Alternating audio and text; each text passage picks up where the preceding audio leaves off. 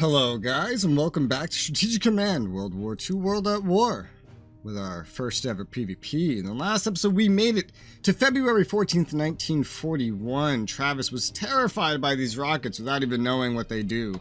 Went ahead and did my first ever attack with them. We dealt 1 damage to London, 1 strength damage. It'll be back next turn. He's earning 2 less MPPs this turn. Hopefully we can start doing more damage. I know we can do more. We are in range to do more, because you do 1 only at the extent of your range, and our extent is 4. 1, 2, 3, 4. So we should be able to do something like 2 here, max, but it might be variable, or maybe I just don't understand how these work entirely. Regardless, we do have rockets, more of them, that are going to upgrade. We can have 3 total, and I purchased 2. He went ahead and he was bombing the mine at Mons. We hurt his strat bomber, but he just kept going for it. So I'm going to go ahead and put some anti-air defense level 1 on the actual mine. And it's just what I'm going to do. I think I already did this for Paris, yeah. Anywhere that he actually targets, I'm going to put anti-air on, separate to the anti-air that's already protecting. Until I know where he's going to target, there's really no point of putting anti-air. This could mean that he's just going to target different things as I add more and more anti-air. But it just makes it simpler for me and more complicated for him. Additionally, Iraq joined the war, and we discussed his very interesting perceptions over this, which I really think was just him. He was very positive. He's like, oh, I spend 140 MPPs to sanction this, move Syria towards you, and then if you spend 30 MPPs, then I win this entire situation, is basically what he was telling me. And it was very interesting perspective. I think it's just like trying to justify the cost of at least bare minimum 150 MPPs. I think he's moved to Iraq more than that, so probably bare minimum 250 MPP spent trying to get them to join the Allies and failing. He's just trying to justify the lost cost there, but of course he will conquer this back. I don't think he even realizes how easy it will be to conquer it back. I think he overestimates Iraq's strength due to their relative military might in more modern history, which has been quite sizable at times. You know, the 4th largest army in the world a couple decades ago. Pretty crazy. He is making headway over here in Ethiopia as we expected him to. Thankfully, Massawa's still holding, so it's slow headway. The AI would have probably killed me by this point. He's been a lot slower about it. He has naval support, all that stuff. Nothing to do here, nothing to change here. This is just going to be the way it is. Let's make sure that we don't forget Saint Nazaire again. Reinforcing the Cadfish sub. That's very important because I forgot about that last time. I couldn't upgrade or reinforce it. And that is important. Not as important as this front line, but it's important. It's February. It's snowy. December, January, February, March. This is a pretty long winter.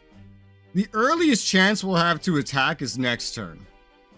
But April is probably more realistic to imagine. We do have infantry weapons upgrades that we've gotten, and we don't have a lot of time to implement them.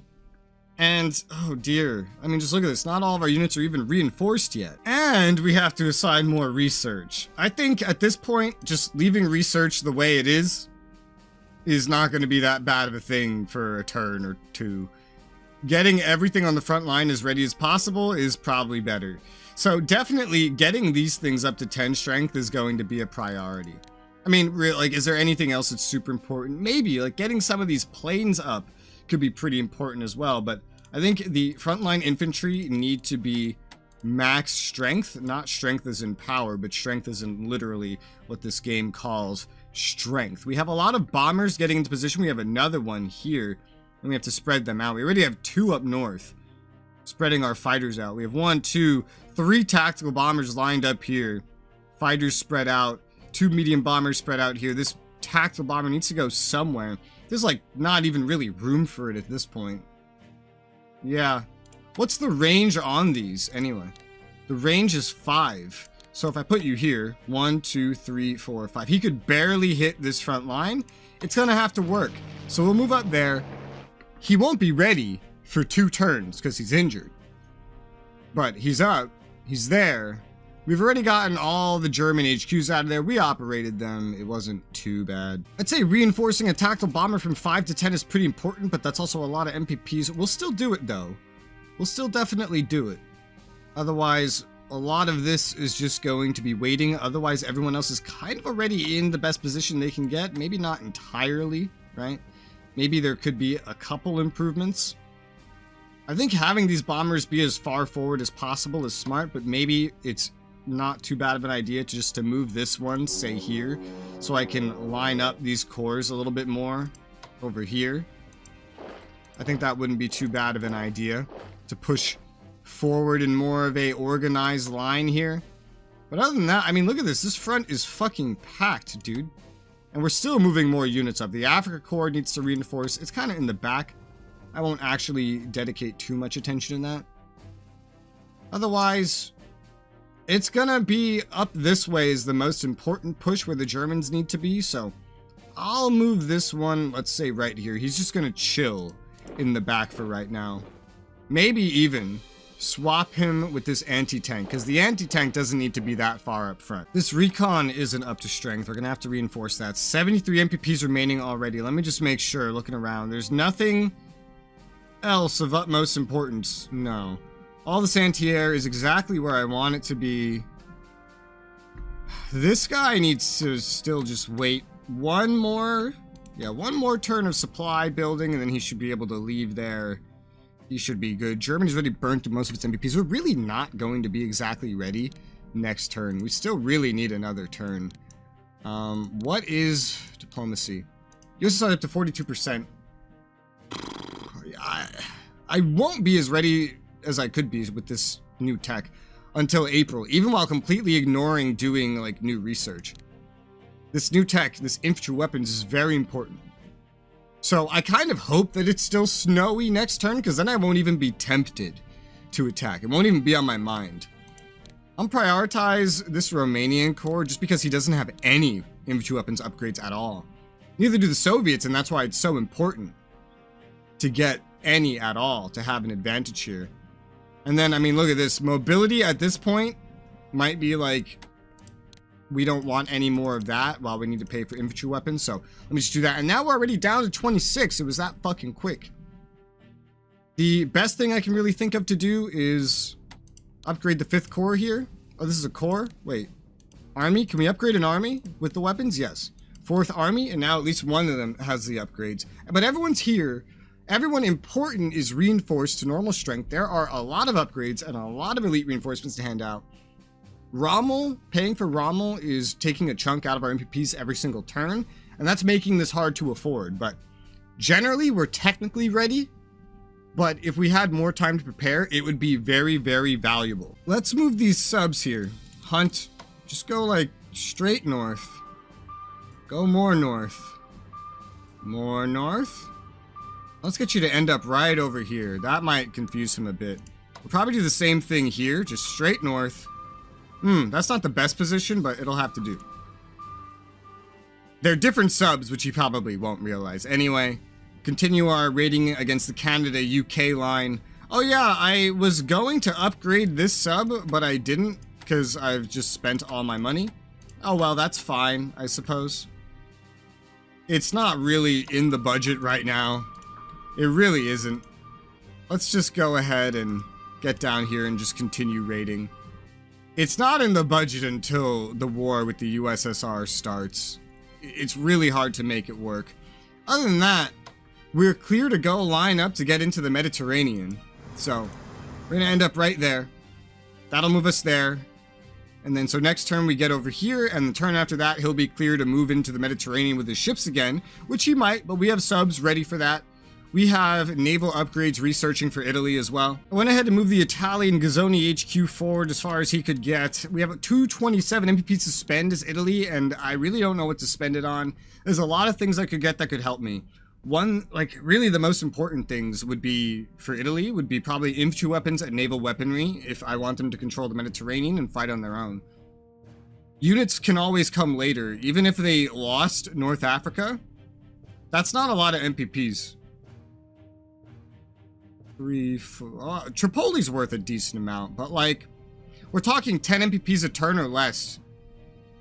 I think the answer is less. That wouldn't affect their income dramatically. Of course, Italy already doesn't have enough income. I think the thing that would help them the most in the long term would be getting infantry weapons level 2, because that puts them pretty... That's as strong as they can get in a full frontal fight, you know? They need infantry warfare as well, but I think I'll pay to get this going. Leaves me 52 MPPs to spend on pretty much whatever I want. Some of these cores might eventually be sent down here, so I want to get them upgraded. And we have the money to get them upgraded. 15 MPPs each. That's not all of them, but the one at Rome and the 2 on Sicily, plus if he does any kind of early attack, which I doubt he'll do. Italy's down to 7 MPPs, that's fine. Some more cores are upgraded. These upgrades would have to happen eventually. Now it doesn't change very much. We're going to want to move up here as well, although I cannot tell you how much I should move up. I'm not entirely clear on that information. I expect him to eventually try to do some bombardments as well. I think just making a show of my existence might be the best. Supply is projected to be decent here, not perfect, but decent. So I'm just going to make a show of me being here. I'm going to move up there. You know, we'll see him at Siwa Oasis. Make him maybe a little bit afraid seeing more Italians show up. Because I think it's really holding a lot of his units here that he could be being offensive with, could be doing something else with. And what is he doing with the UK's money? I imagine a ton of research at this point. His convoy income is starting to take a little bit of a beating from my rating. Research and diplomacy. He's doing still a ton of diplomacy. He has research going, sure. But look at his total spent on research. That's not even like one... He's not maxed it once at any point. 725 on research is the UK. Most of it's he's doing with America. He spent more with the Soviets, right? The UK is the ones that are actively worrying. They're actively fighting, right? And only 725. Compare that to Japan, 2,035. Germany, 1,575. 2 times the research into Germany. Italy has almost spent the same amount of research as the UK. That says a lot. Theoretically, this means I'm getting ahead of him. Sure, he has research sharing, and he's probably banking on that to speed up his research later. But this means, you know, I'm going for infantry weapons level 2. By the time I have that on everybody, he may only have 1 on the UK. And at the cost of what? What is he ignoring to get whatever he's researching, right? And then just look at what he spent on units, 2,741, and it's consistent. He's spending like at least 100 MPPs every single turn on units. That reeks of I'm buying units. Like, we haven't even been fighting. So that means he's either repairing a lot of injured units or buying new ones. Germany spent way more. Italy, barely any, honestly. This is just my upgrades, I think, that I just did. He spent a lot on units. He spent as much as Japan spent on units with the UK.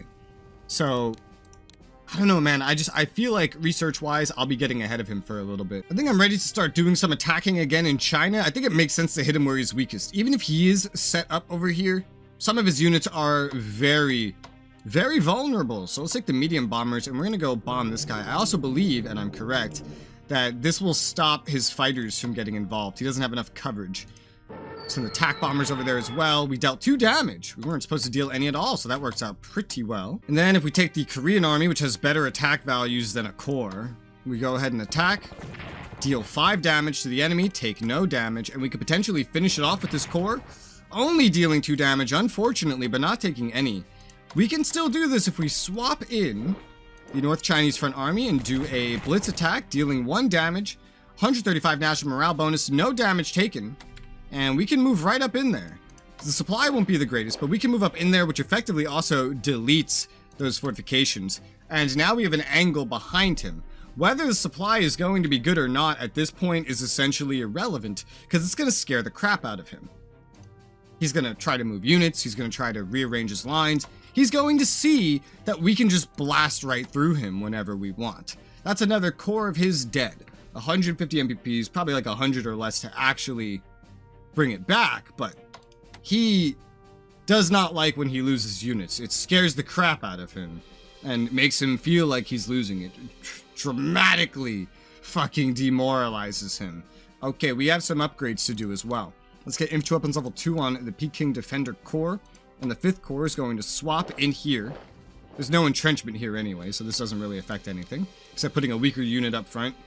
Comparatively weaker, right? It's still infantry weapons level 2. Get infantry weapons level 2 on this army. There is research to be done, and Japan has the longest capabilities here, and as, you know, I don't even know. He wants to win in China with China. Losing in China, he reacted like it was the end of the world.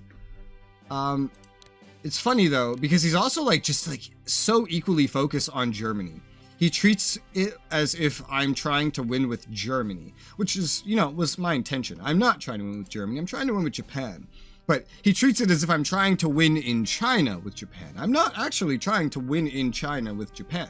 I'm just trying to achieve my objectives in the long term using Japan as my long-term thing here. My glass cannon, I'm trying to make my main cannon. I don't know, it's just definitely very interesting. We're gonna go ahead and research command and control though, because we already got one upgrade to that, and more would be wonderful. Let me fucking tell you, it would be fantastic.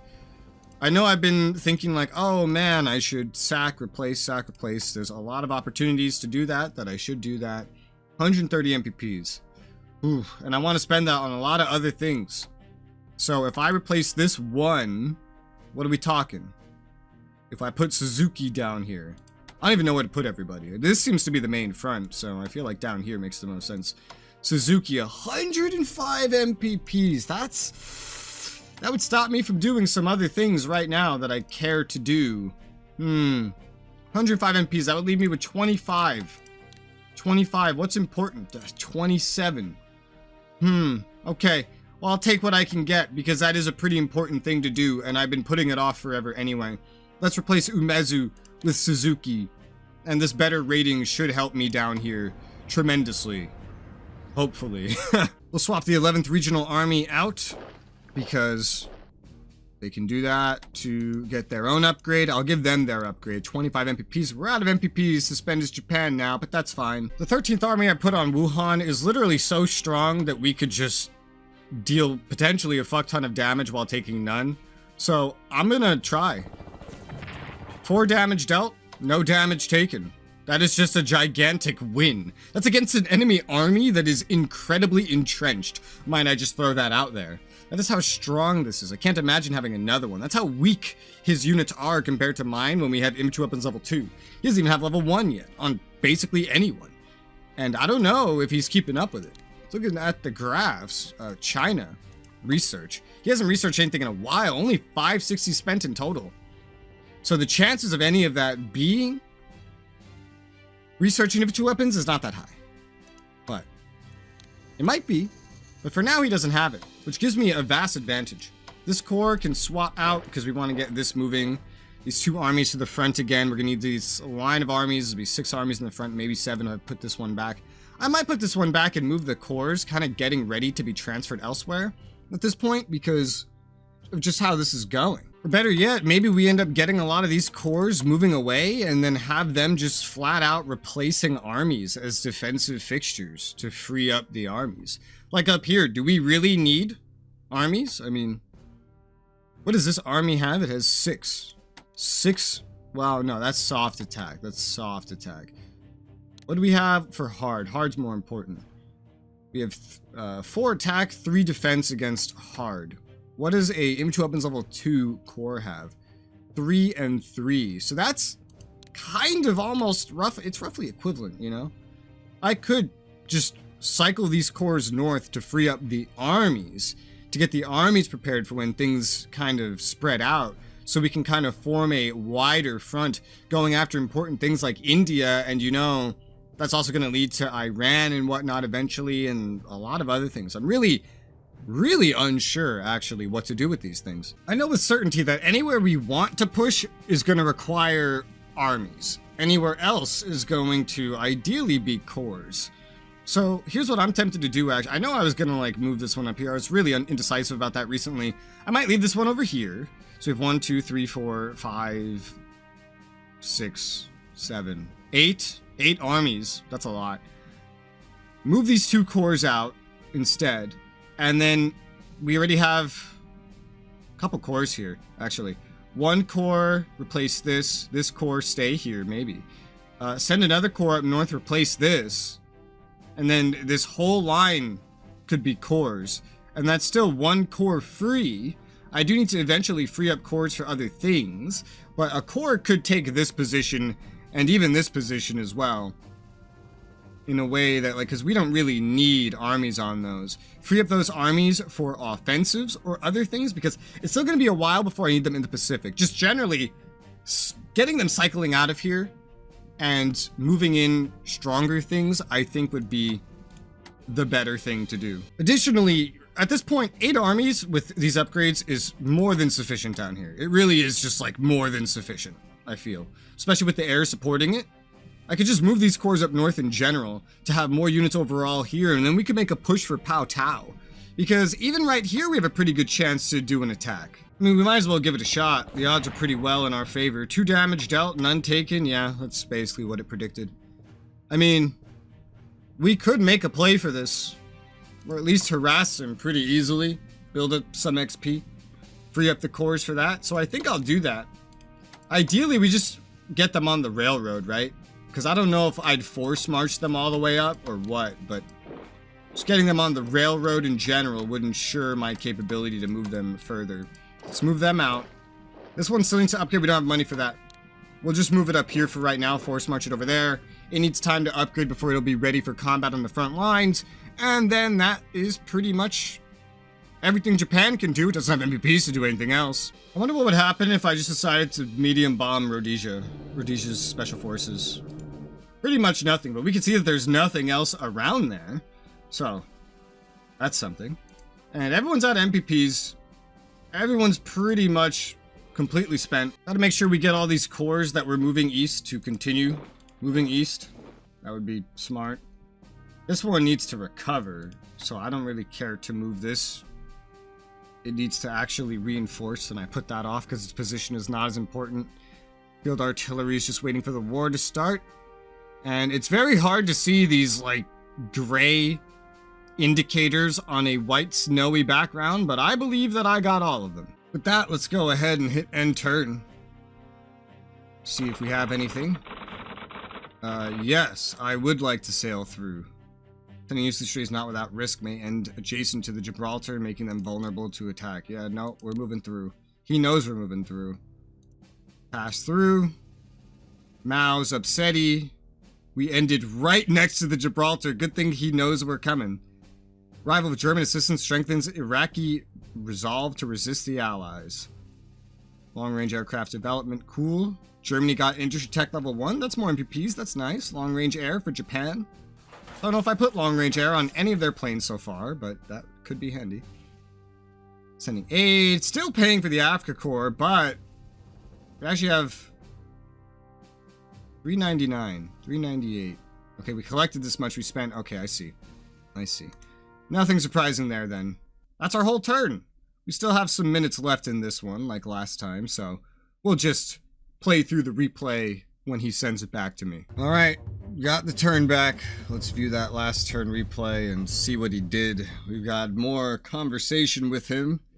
Speaking with him about this game is very interesting, man. Everything that happens in his mind is either a complete victory or a total loss. And so it's very interesting. Let's see, alright, he's moving up, attacking Dire Dawa here. He's actually pulled back from Masawa. That's massive. That's actually pretty Oh, you... Whoa. He made patrol boats? Wow, we fucked him up there. Holy shit, we dealt 3 damage to the destroyer. We dealt, like 4 or 5 to the fucking patrol boat. We only took 1 damage on that sub. He's trying to bomb Iraq. He's pushing up in Iraq. Not a lot of progress. Talk about some of the other things he did here that I missed. It's time. Yugoslavia is joined. I have a lot of things to talk about that are just really specific to this. We disrupted 4 different convoys. Canada, Egypt, South Africa, New Zealand. Syria leans towards the Axis. Yep, no surprise. Yugoslavia joins it. South African 3rd Corps suffers attrition losses. Wonder if that's the one that he ran away. Hitler's sister-in-law shows support for the Allied war effort. Yugoslavia joins. as we arranged for. So, all to be expected. Something in the game's loading. Alright, there we go. The Tier Pits is... Tirpitz? I don't know how to say that. Sounds funny. Pits. Is ready to go. The brother to the Bismarck, yeah? The one that served in the Russian front. I believe that's the history of it. But, okay, so...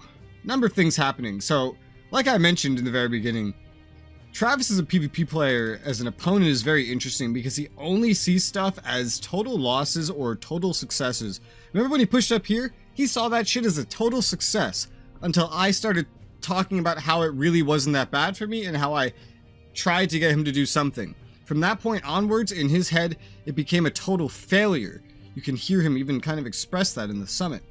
Down here, same thing kind of happened. I wiped this one thing out after spending months preparing for it, and he has now determined, or at least he's verbalizing, that forts are a waste of time, and that there was no point to ever building them because I've now rolled over one.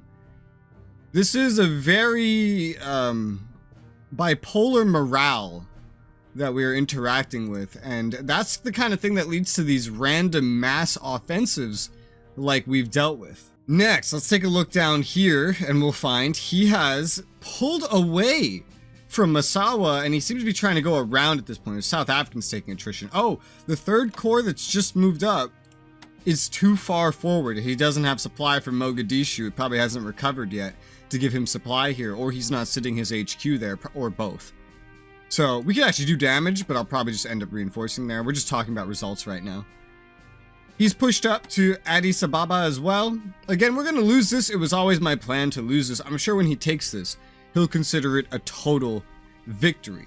According to him, as he's been expressing himself to me, I'm playing perfectly and he's just making mistake after mistake. I told him I made a pretty big mistake, and what I'm referring to when I told him that was this right here.